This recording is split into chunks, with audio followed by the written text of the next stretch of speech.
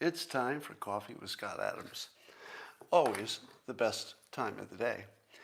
And today, a very special treat. I'm going to solve a problem that, well, you've seen me struggle with, and a number of people have also struggled with it, and I'll walk you through it today. But first, what would you like to do first? Could it be the simultaneous sip? Because if it is, all you need is copper mug or glass, a tankard, chalice, stein, a canteen, jug, or flask, a vessel of any kind. Fill it with your favorite liquid. I like coffee. And join me now for the unparalleled pleasure. Dopamine end of the day. The thing that makes, everything better. It's called the simultaneous sip, and it happens now.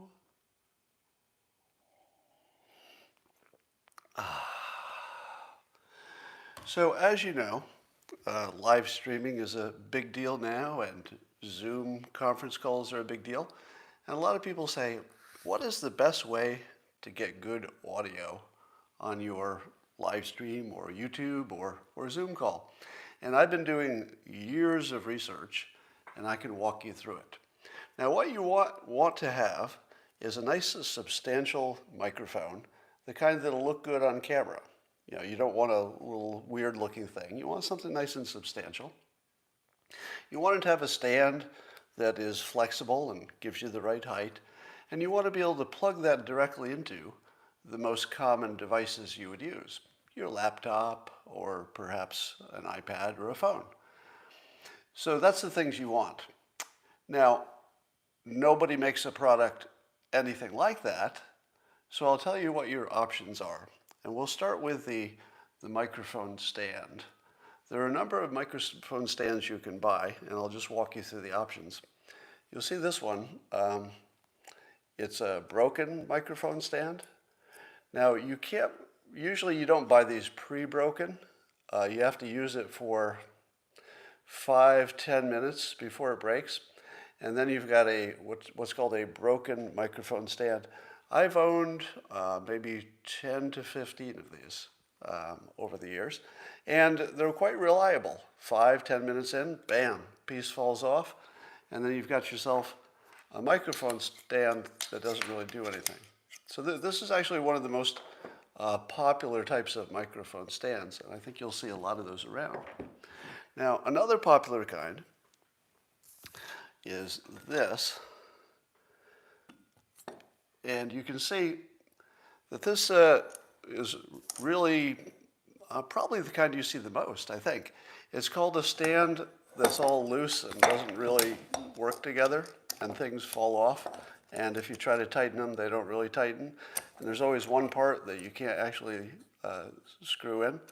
So this kind of stand is what's called a completely useless stand.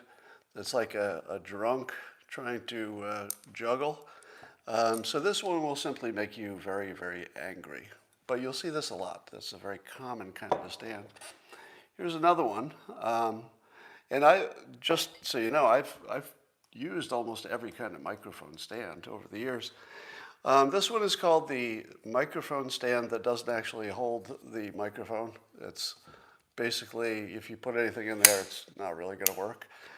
So this is very popular, the kind of microphone stand that isn't strong enough to hold any kind of a microphone still. You can get those. Very popular. Here's one of my favorites, and also very popular. This one is called the microphone stand that is designed to make you hate yourself, all microphones, live streaming, and much of the creative world. And it's built so that the slightest touch will knock it over. Because when you're building a device to hold something valuable, because these can be expensive, you want it to be the sort of thing that just the slightest touch will knock it over. Such as somebody trying to relocate their laptop, and it moves just a little bit and falls over. So this microphone was not pre-broken. I had to use it for 5 minutes before I did that. So this is very popular. Another kind is the microphone stand that you can never figure out quite how to get the microphone and the little thing here working. And if you did, it would, I think, fall over or something. And it never works twice the same way. But in any case, these are only meant to hold microphones that you wouldn't want to be seen with. So let's compare two microphones. Look at this one. Nice studio quality, solid looking microphone. You'd be proud to have something like this in front of your face. So wouldn't it be great if you could find some kind of a stand that you could put this on, or an articulated arm or something that actually worked 2 or 3 times in a row. But instead, you have something that looks like maybe your children should be using it, and you wouldn't want that anywhere near you. Now, here's a microphone that comes with some various settings. These settings are very important because some microphones don't have any settings. This gives you 1, 2, 3, 4. This gives you 3 ways to be wrong for every 1 way that you might have the right setting. So also you wouldn't want to look at this for very long. Here's a beautiful microphone, Sennheiser, and this has very unique features. One of the features is it takes a battery. So not only do you have all the usual ways for things not to work, but now you have a battery that could also not be charged. So that adds to your failure possibility. But you say to yourself, well, that's not a problem, because you would just look at the indicator to know how much charge you need.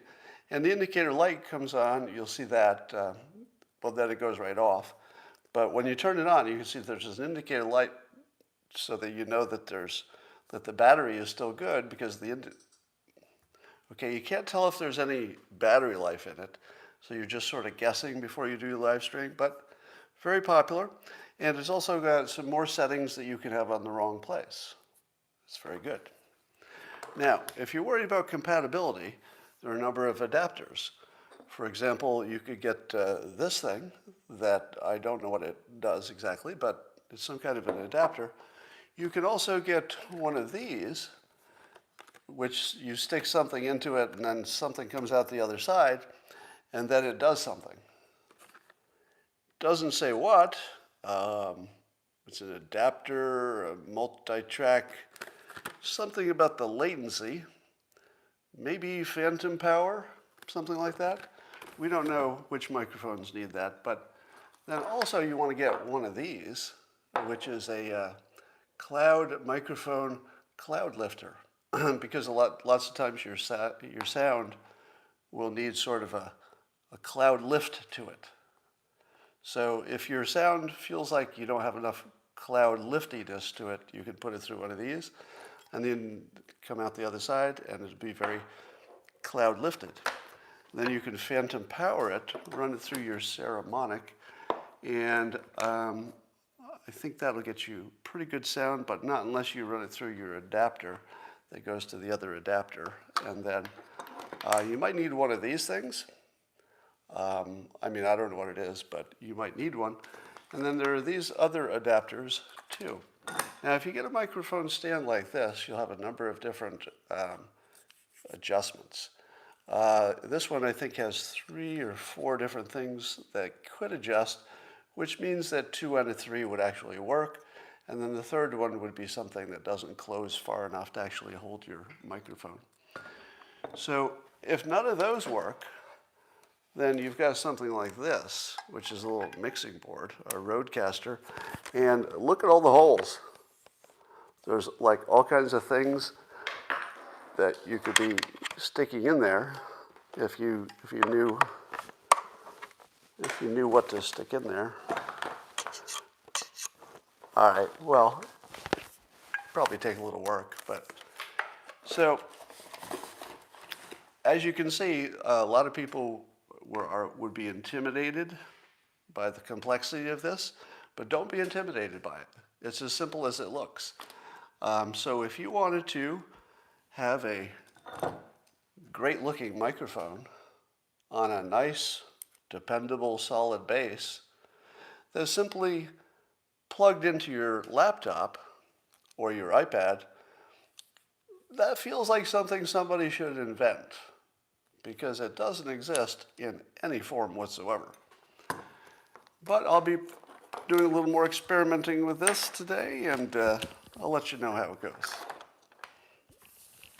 Let's talk about Joe Biden. Oh, don't tell me it is invented. Don't tell me that, because I know what you're going to do. You're going to say, it's totally invented. Here it is. Here it is, Scott. Here it is. It's totally invented.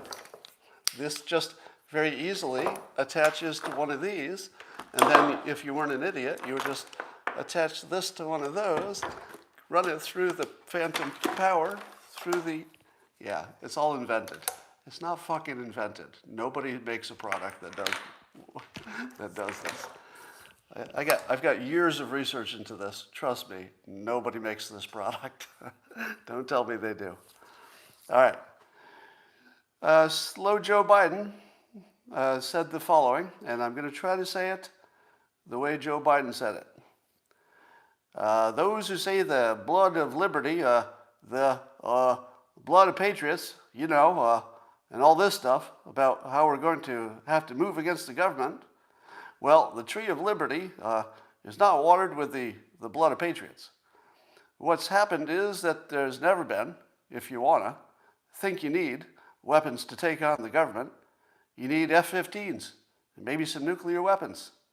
The point is, there's always been the ability to rationally limit the types of weapons that can be owned and who can own it.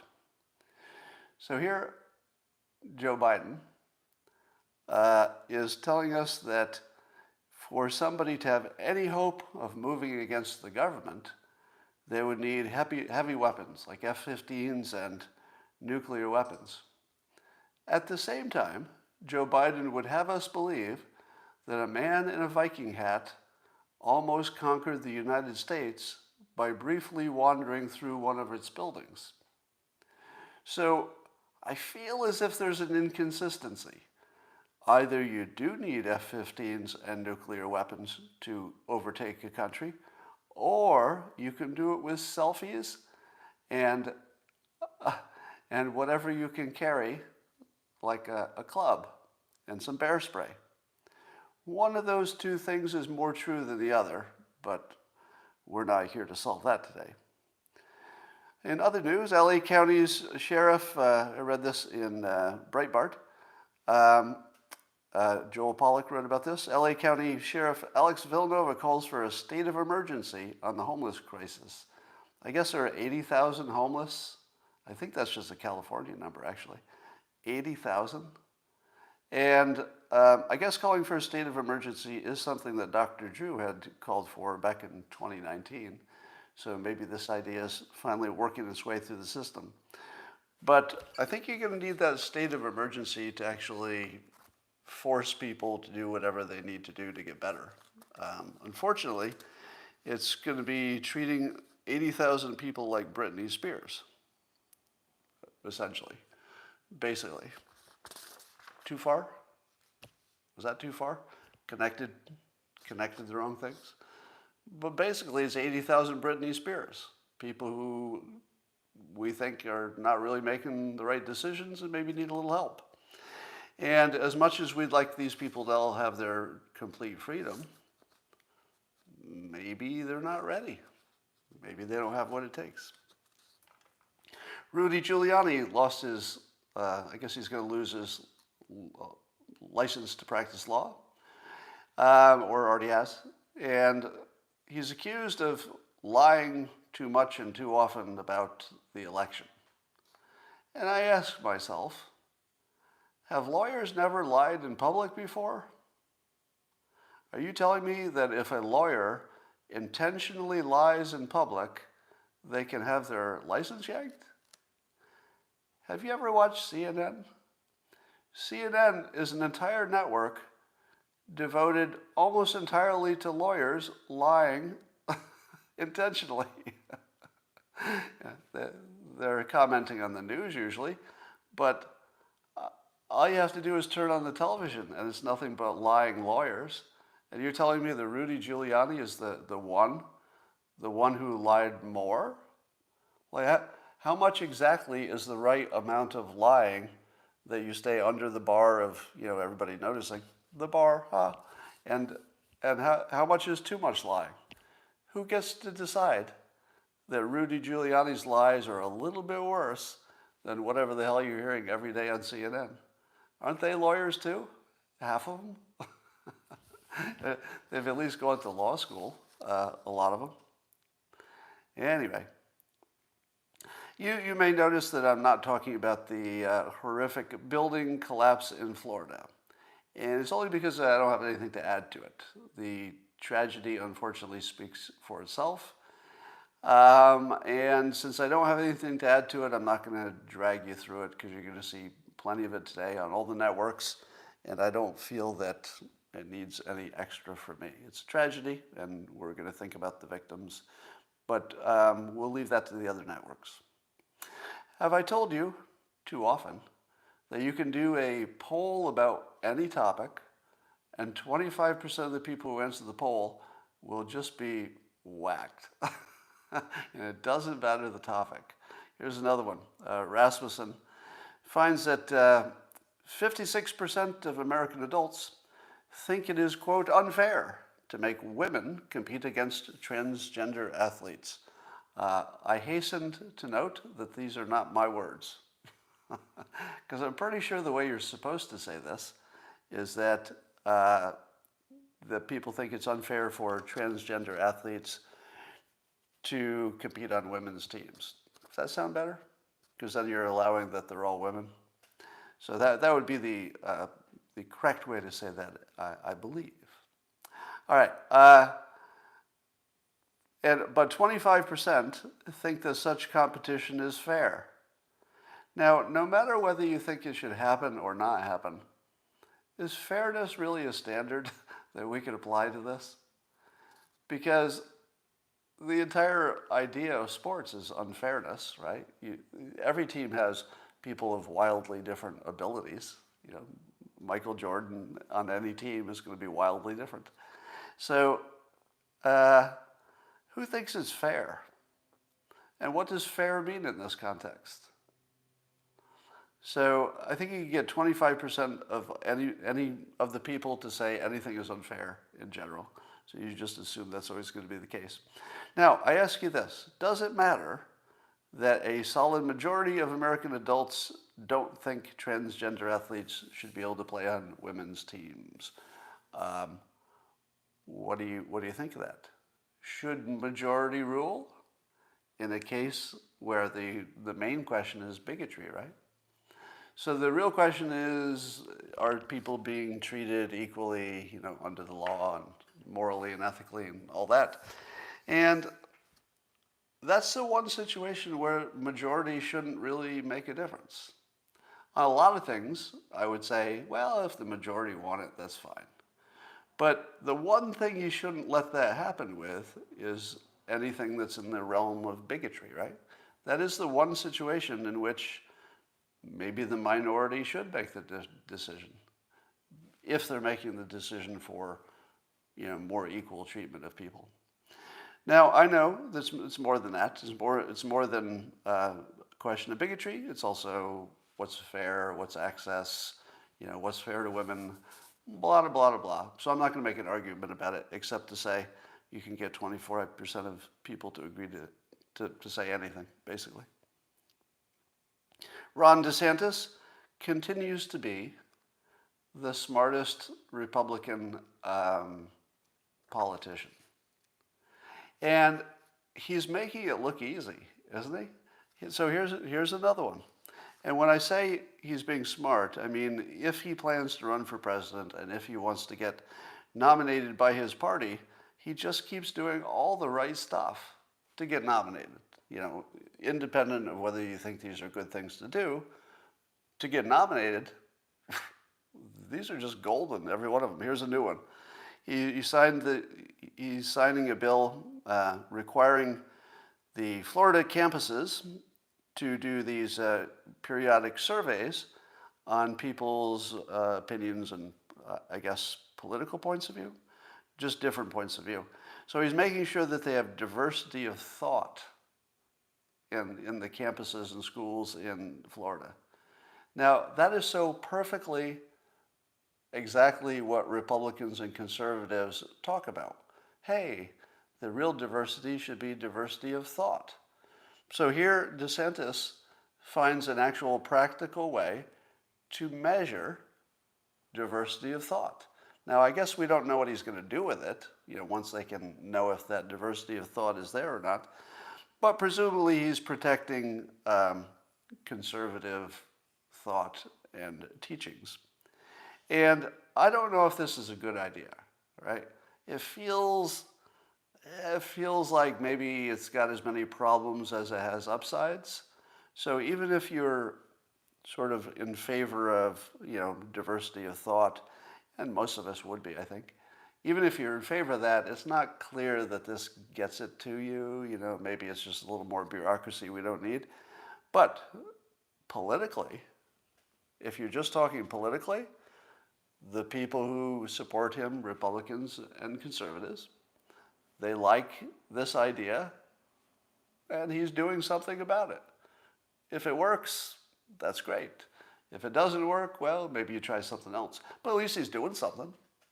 This is one of the things that Trump was good at. At least he'd do something, even if you didn't think it was going to work. Doing nothing wasn't a good idea. So just do something. If it doesn't work, we'll try something else. So on that level, he's definitely doing the right thing because he's trying something. I'm not so sure it'll work, or we'll see. So I guess Kamala Harris is finally going to the border, and the Republicans have set her up perfectly because they've been mocking her for so long and tracking how many days since she had not visited the border, since she got the job of being in charge of at least the I think she's more in charge of the other countries besides Mexico sending people our way. So she's trying to stop it at the source. But of course, it's a border-related thing. So she's finally going to go there. And of course, the Republicans will claim the only reason she's going is because they put pressure on her. Now, maybe that's true. Of course, they'll deny it. But it does sort of look like the only reason she's going is because they put pressure on her.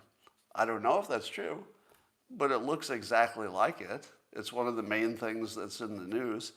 And maybe they just said, well, let's just make that go away. We'll visit finally. All right. And she had only recently dismissed visiting the border as, quote, a grand gesture. So it's a grand gesture, meaning she mocked it, but she's going to go do a grand gesture because I guess she has to.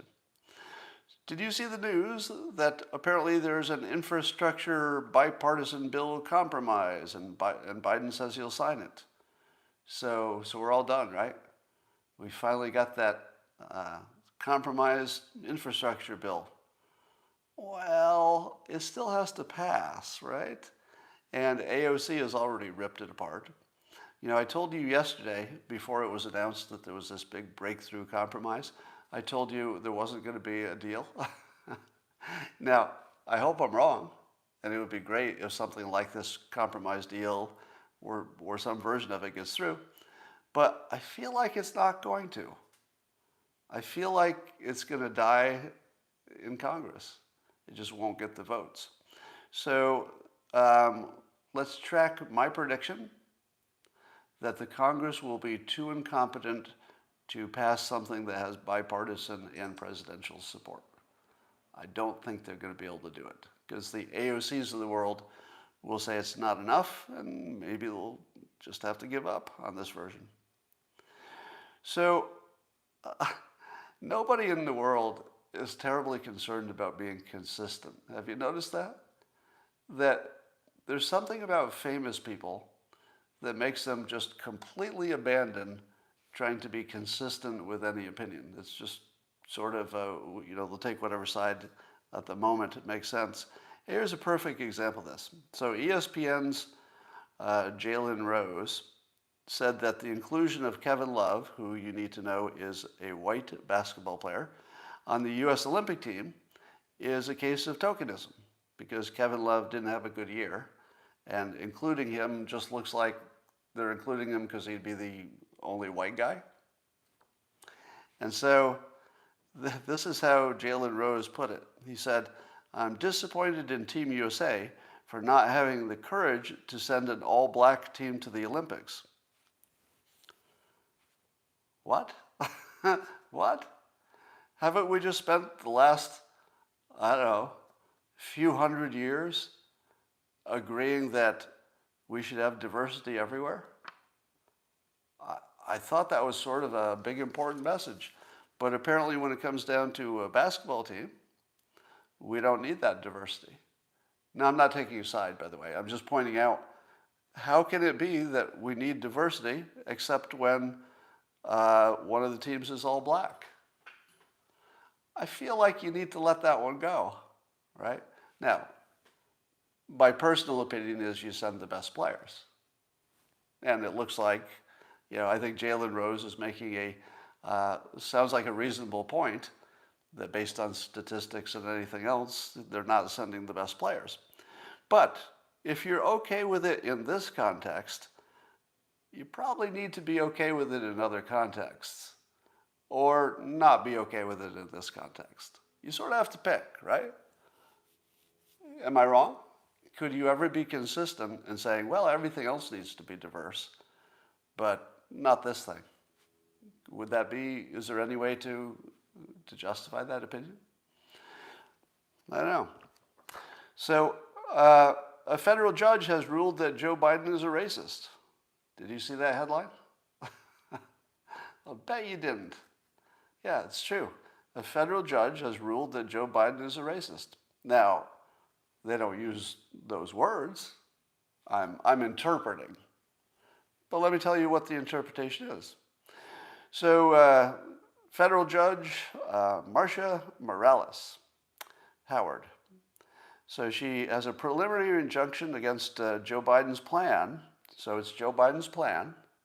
So if Joe Biden's plan is racist, then I am justified in saying that a federal judge found him to be racist. He had a plan to offer loan forgiveness to black and other minority farmers, but not to indebted white farmers. And I guess the judge said it was an attempt to address discrimination while practicing discrimination. And therefore, a federal judge ruled that Joe Biden is a racist. Too far? Am I overinterpreting it? Because the federal judge did say it would be an attempt to address discrimination while practicing discrimination. And it's Joe Biden's plan, and the federal judge said that it would practice discrimination, which is racist in this context, because the discrimination would be racial. Right? So while it is true that no court has found massive, widespread election abuse or cheating or fraud, and therefore we can claim that it does not exist, because no court has found it to be true. But a federal court has ruled that Joe Biden is a racist. This is not a stretch, is it? Am I saying something that is not technically, and as well as technically, commonsensically, literally true? That a federal judge just found Joe Biden to be a racist. What's it mean to be a racist? It means that you want different rules for people of different color. That's what it means. And the judge just ruled that's what you're doing. It's not even my opinion now. It's just the court has ruled on it. So can't we just say he's a racist because the court ruled on it? And am I the first person to... I haven't seen anybody on social media point this out. Feels like a big deal to me that a federal court has ruled that a president is a racist. Now, I wonder if that happened to... probably happened to Trump as well, didn't it? I think it did happen to Trump as well. But at least we'd be consistent if we treat them the same way. So the building disaster that's falling down in Florida, is sucking up a lot of the headlines, as it should. It's a pretty big deal. But it is also taking a lot of the politics out of the news. And are you amazed at how many big problems don't seem to be in the news anymore? Let me ask you this. Is climate change solved? Have we solved it? Because of the, Biden likes the Paris Accords or whatever. So is climate solved? Because it feels to me as if climate stuff was like the number one headline for like a long time under Trump. But as soon as Biden and Harris are in charge, I'm not seeing a lot of articles about the planet getting warmer. Is that my imagination? Does it seem to you that there are far fewer climate-related stories now? Now, we had a little bit about the heat wave, but they didn't really, grind that into the ground like you might expect they would have. All right. Everything the left talks about is just a club to beat the right with. Yeah, it looks like that's the world we live in. All right, I don't have much more today, and we will have to depend on the news business giving us a lot more stuff. Later today, I'm going to be testing the live streaming feature on the Locals platform, subscription platform, where I put a lot more of my content. The first test was really good, but I'm going to test it from a browser today, see how that works. Not available to everybody yet. It's just beta test. All right. And that is all I have for today. And I will talk to you tomorrow.